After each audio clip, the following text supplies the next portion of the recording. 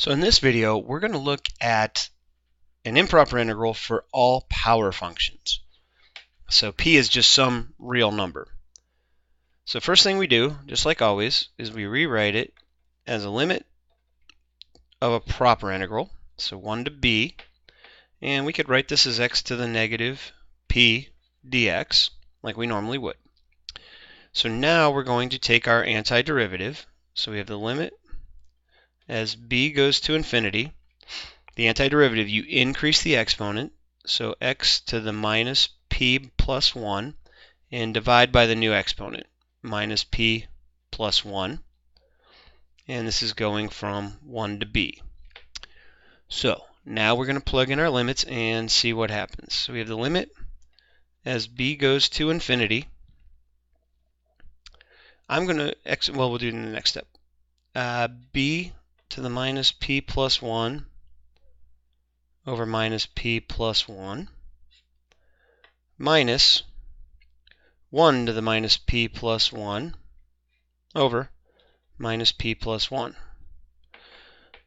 Now we can already see this is going to not work in the case where p is equal to 1 because we're going to get division by 0. So we'll talk about that case a little bit separately. I'm going to pull out a constant here, the 1 over minus p plus 1. Now, only one part is actually a limit, depending on b. Limit as b goes to infinity of b to the minus p plus 1. This part here is just going to be 1 to anything is just 1, so minus 1. Does not depend on b. Here's the limit we're interested in. If we can evaluate this limit, the improper integral converges. If we can't evaluate this limit, then it diverges. Well, what we've seen from previous examples is we want b to end up being in the denominator. So we want it to have a negative exponent. So we want minus p plus 1 to be less than 0. Anytime minus p plus 1 is less than 0, b is going to go into a denominator. The denominator will grow, and this limit will go to 0.